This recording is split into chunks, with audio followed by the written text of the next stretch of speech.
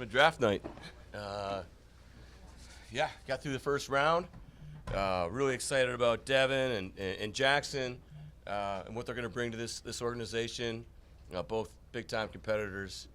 Devon, arguably one of the most physical players in the draft, regardless of position, and Jaxon, big-time production, and arguably the best receiver in this draft class.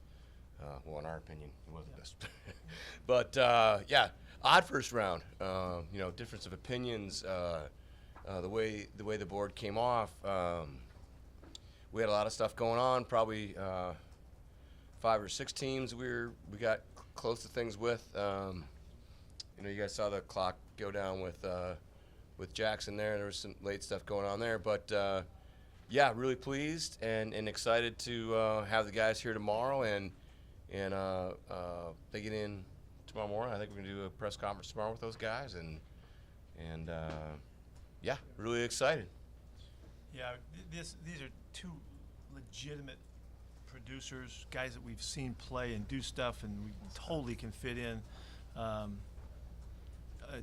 Devon Witherspoon he's a rare player, and we've been through this draft since the years we've been here. We haven't seen a guy like this, and we have not drafted corners high, and just because we haven't come across a guy of this makeup. And it's really it's his athletic ability, it's his speed, it's his playmaking, it's his mentality. Haven't come across a guy like this in a long time. Last time I recognized this kind of makeup was back at SC. We had a guy that you guys may know, Joy Palomalo, was a guy that had an extraordinary way about the way he played the game, and I saw this connection between what Devon does and how he looks at the game and how he approaches it that just knocked me out. And so I'm just really excited about this. He's physical, he's tough, he's got an attitude, he's going to bring it, he's going to fit in right with our guys, and it's a great matchup for us. To come up with Jaxon to get this done, we've got 2 guys that we love the way they play, of course, in Tyler and DK, and we need another guy to fit in with them. It's the competition with the guys that we have here will be wide open, but we see Jaxon fitting in as that 3rd guy with those guys that will complement them and make them better. He can play right now. He'll be able to do everything that we want him to do. Had a marvelous workout at the school when we were there. Showed us the kinds of physical stuff that we needed to see for his stock, because he's got a unique way that he plays the game. Great catching range, great catcher, terrific feel, excellent competitor, can make all kinds of clutch plays, come through guy that I know Gino's just going to fall in love with. So we're really excited about what just happened. And Johnny he was working, man. He was working those phones. But it was right for us to stay right where we were to get these guys. These were guys we were hoping we would put on our team. And so really pumped up about this. John, did you come close to making a deal before taking Devon?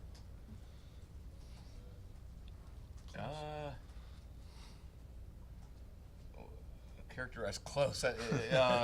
No. We discussed several things. We had 2 players we definitely weren't going to leave for, and Devon was one of them. Were you surprised at how the first 4 picks went? The first 4 picks. Oh, In front of you. If we would have gone back a couple weeks, I would have said no. But then there was all the hyperbole, and so no, not necessarily. It came out kind of.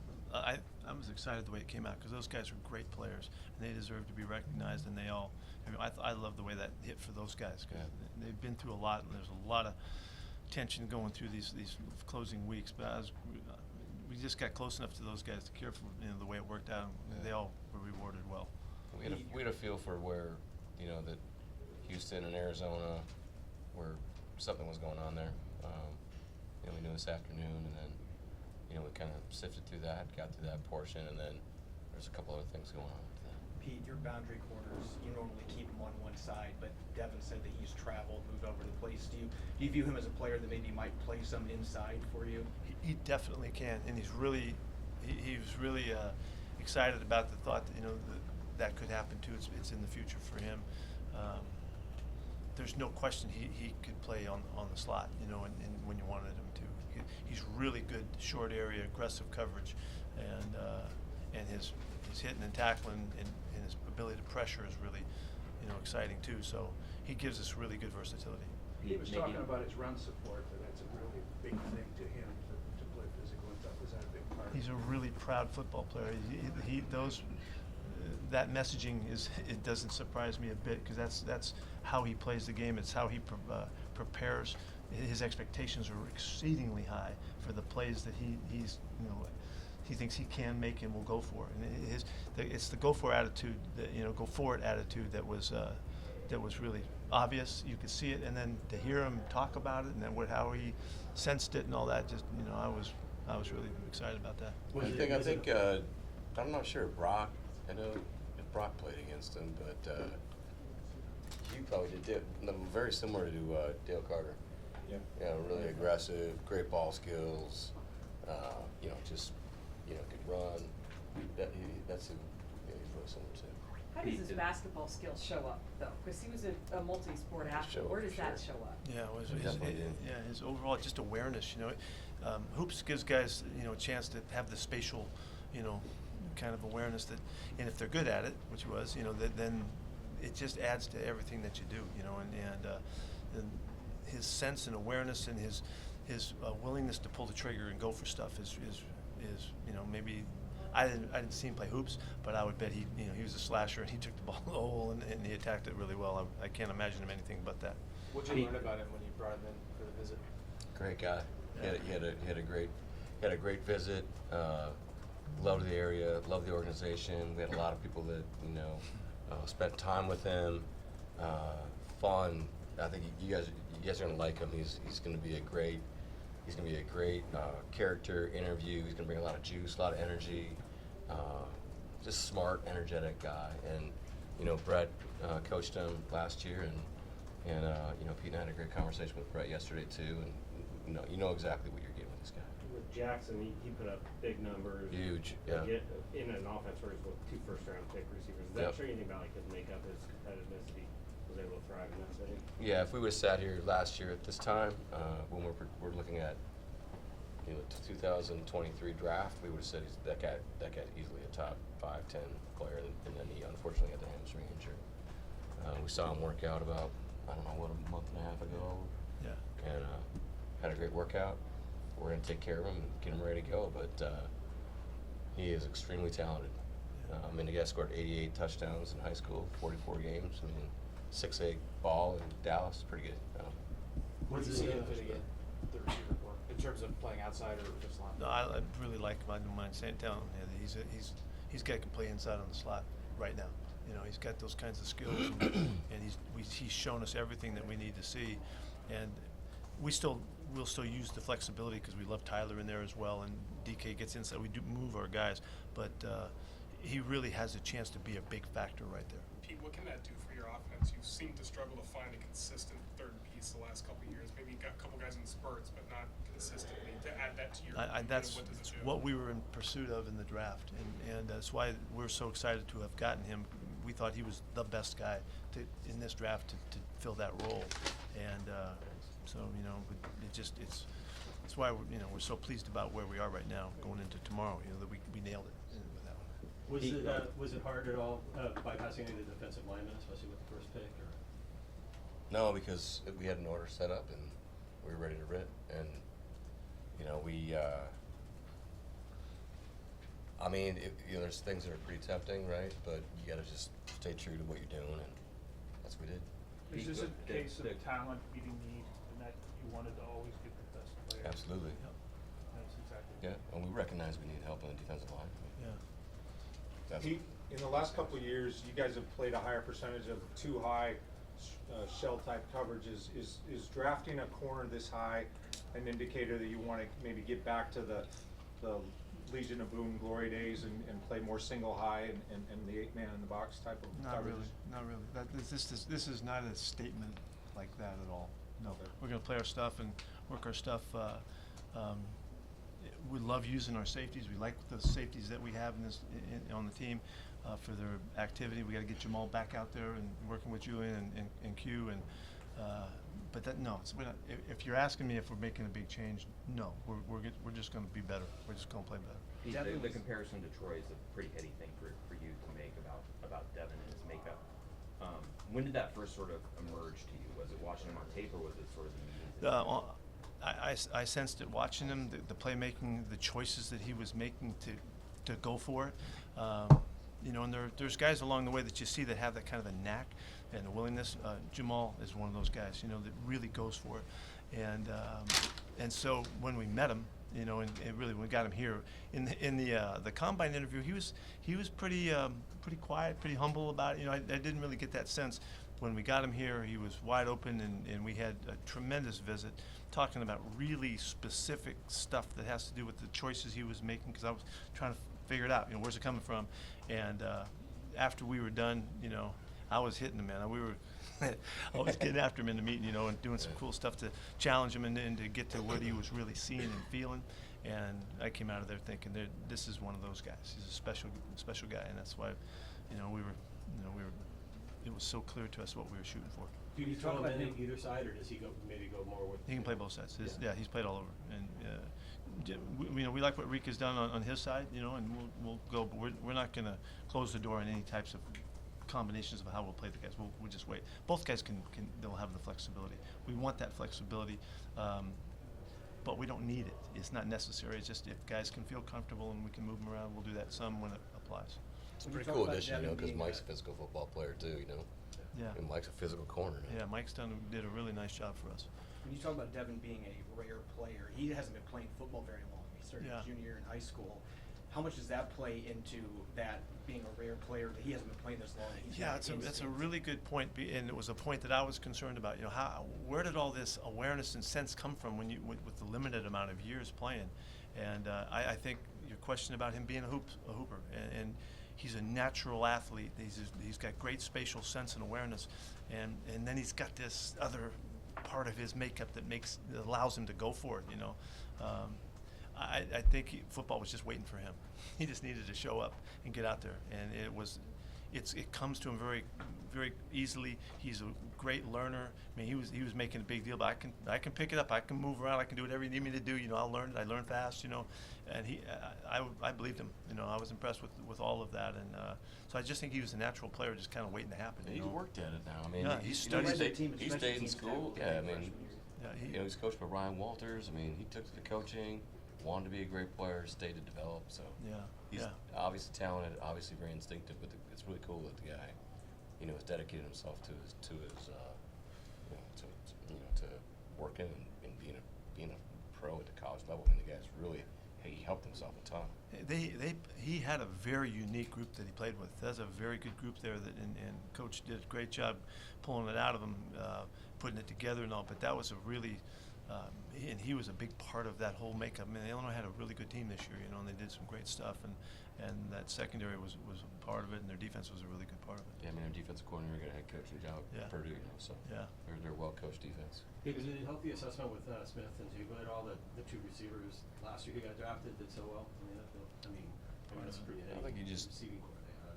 Just you know, you have to look at you primarily have to focus on last year's play anyway, because you know he got hurt like the 7th play of the Notre Dame game, and was, you know, you could tell he was just trying to get through it, and then never came back from it. So it's to your point, yes, it's a pretty clear evaluation when you can watch him watch him play with the offensive rookie of the year, debatable. Yeah. Or you know Olave as well. You know, so. Both guys are good gym point. rats too. You know, we're excited about the way that they approach the game, and they're gonna jump right in with the way we do stuff. They got chip on the shoulder. They got all the makeup things that will give them a chance to really help us early. Pete, when you were talking about that meeting you had with Devon, you're going over his instincts and stuff like that. Was that just you, or were Carl and Clint in there? No, I just did you know. John, obviously the spotlight's on today, but tomorrow the opportunity you have with 3 more picks, 2 in the second round. What's that like going into? Yeah, right now it's 2 or 3, 2 in the second, 1 in the third. 83 is the last pick right now, so we'll see how it goes. We'd like to try to, you know, work our way through the board. See if we can move around a little bit. If we can, great. If not, we're set to take good players. It was really fun to have the 2 picks in this one and to come back again tomorrow. You know, it's kind of like, to me. He's excited. I don't know. Yeah, if I'm you all, can I'm all tell. pumped about it. You know, Yeah. we come back with 2 again. You know, in the second round. There's a good rhythm to that. It was fun. I'll look forward to it again tomorrow. He played with 3 receivers about 53% of the time. That's contrast to the Rams were at 91% of the time. Was Shane nudging you at all? Like, hey, ideally his vision and your vision with the offense to nudge that up and get 3 receivers on the field more often? Well, we really like our tight ends. You know, we think this is as good a group as there is in the league, and the diversity that we had with all 3 of our guys was really a draw to us to utilize them. You know, and we hope to do more of that. You know, because they are good football players that have really good strengths about them. You know, so it's all part of that. Really, it wasn't. It's not to try to get the 3 receivers. We want our 3 receiver play to be better. We need to be better on third down. We need to be more effective, and when we are there. So we'll still mix. We're going to mix it. And a follow-up to that, C.J. Stroud said that Jackson has the best route running of any receiver he's ever thrown to in his life. What did you guys see on tape that warrants that type of comment? Yeah, CJ would say that. Quinn Ewers would say that. You know, Quinn left Texas. Yeah, I mean, those guys. He's got a lot of power in his lower body, a ton of body control, elite hands, really good eyes. Yeah, I mean he's gonna be a fun guy, you know. And he's not just a slot guy. I mean he's a guy that can be can be crafty Z. He could do some stuff at X too. I mean he Good can play blocker, outside. tough kid. Yeah, really good blocker on the screens and stuff. Yeah. Yeah. You'll see that he really has a knack for changing direction. He's got, like Johnny's saying, he's really strong in his lower body, and he can get in and out of breaks powerfully, and that was really obvious in the workout. It was great that we got to see him in person. He's heavier looking in person than when you see him on film or on TV. Yes. You know, he's a sturdier lower body guy. Did you mention the Witherspoon? He reminded you of Paul Mall? His makeup. Yeah, the only guys that have played with Troy would know what I'm talking about. But it was, it's not what he says, it's just how he approaches the game, you know, and the way he sees his opportunities and stuff. And I've always really held Troy in high regard in that sense. And this is the closest that I've come to somebody talking and acting and performing like that, you know. So it's just, I know I've said something that challenges a lot of stuff, you know, but I'm just telling you what I feel. You know, that he's something. This is going to be exciting for us to incorporate it and find it. And he's going to have to come in here and play better than our guys that are playing. He's still going to have to compete like everybody else. But if we can corral that and get that all focused in the right direction, he's going to be a real factor for us. Pete, y'all talked about Smith-Njigba's physical attributes. What can you say about his mental state and how he is in those tests? Yeah, he seems like a pro. He seems like an experienced guy. He's calm. He's confident. He believes in himself. And that's conveyed when you hear him talk and how he acts and how he plays. You feel like he's ready to go. He's going to be ready to fit in, and I think Gino will. Since I know we were having trouble getting him on the phone tonight, but Gino was trying to get him. He wanted to coach him up right now, But it'll be really clear. He'll fit in. It's not too big for him. He was a big deal in a huge program with great players, and they all respected the heck out of him by the way he approached the game. I think it'll carry over. John, did his limited playing time last year that you alluded to, did that complicate evaluation at all, or did you see enough 2 years ago? Yeah, absolutely. I mean, that's why he went where he went. If he plays another healthy season, then we're not acquiring with the 20th pick in the draft. So yeah, it definitely complicated it. Did you get out to watch them both a lot in person, Devon and Jackson? In person, no. No. Game-wise, no. Yeah. No. The pro day was really cool with Jackson. He wasn't going to run, and he ran, and then, he had a great workout. I mean, he wasn't going to run his 40, supposedly in the morning, but then he was like, you know what, I'm going to go for it. Because he was concerned about his hamstring to a certain extent. What separates him from the other receivers in his class? They all have Zay, Zay, and you know, the guys that got taken, you mean? Quentin. Yeah, Yeah. Quentin, they're all different skill sets. Yeah. Right there, those guys were all very different right there. You know, I'm not gonna talk about the other guys. The other teams took him now. So, but you know, just his. You know, when you watch the the Rose Bowl last year, I mean, it's a really impressive performance. And you know, to Bob's point earlier, when he's playing with guys like that, you know, I mean, he stands out. Was moving up from number 3 ever really in play? From number 3. Or from 5, I'm sorry. Oh, no, not really. Nothing real serious, no. Did you have a ton more calls? It's really expensive to do that. Did you have a ton more calls than you do when you're in the 20s? Well, yeah, just because we had the 2 picks. Oh, not just because. Yeah, not just because of the 20s. Did him running the 4-day help? Just because we had him running. Yeah, I mean, it helped. Yeah, he went out there and performed, had a great day. And we hadn't seen him in a while, so. Did you get a sense there that there was gonna be a run like that with the receivers? There was 4 straight picked. Was that something that maybe played into the decision? Well, I mean, it was supposed to, but this first round was, pretty wild. So we didn't know when it was going to start, and I guess saw it coming. I saw it coming. Yeah. All right, thank you, everybody. All right.